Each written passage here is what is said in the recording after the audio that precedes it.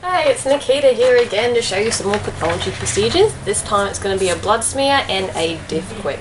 So we'll go through the equipment. We've got the gloves and the PPE. We've got the microscope slides, your syringe, diff quick stains, your rinse, sharps container, and of course the blood. This blood was taken from a dog from the cephalic vein. So we'll go over to Gary and I'll show you how to strain a dog for a cephalic vein blood sample. You want to hold the head so make sure he doesn't turn around to bite anybody. Present the leg to the vet. Make sure that you're feeling for the vein. Then once the sample's been taken, you want to put a little bit of pressure there so that there's no hematoma formation. Thanks, Gary.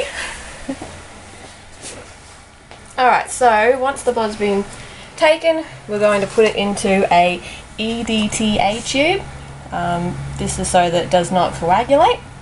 We want it labelled, we want the date, the species and the time that the blood was taken. This blood's been stored upright in a refrigerator. So because of that, we just want to warm it up a little bit and start inverting it to make sure it's all nice and mixed. You don't want to be too rough because you don't want to break the blood vessels. The red blood cells, sorry. That should do it. Now we want to get a little bit of the blood out.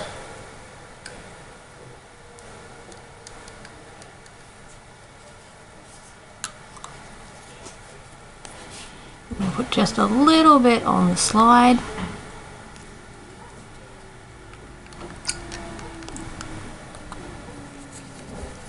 Making sure to recap the blood so it doesn't get spilt or exposed to air for long periods of time.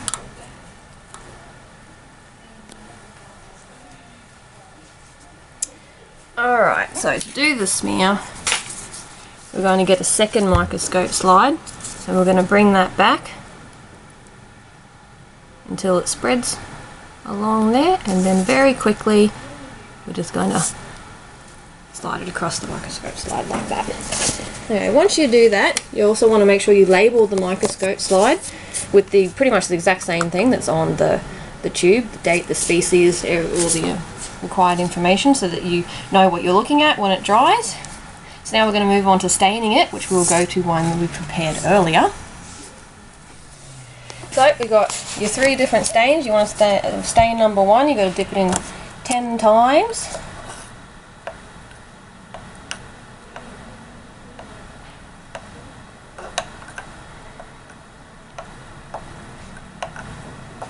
And move to stain 2 for 10 times.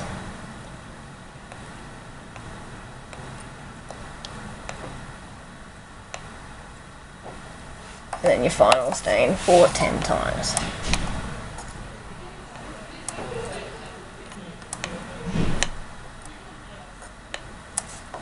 And then you want to just put it in the rinse, get all the excess stain off.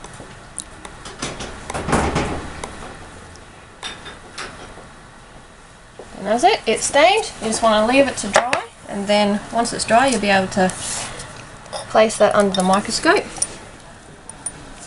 for the results. For any results need to be recorded in the animal's history. And that's about it. After that, everything has to be cleaned, disinfectant, any sharps.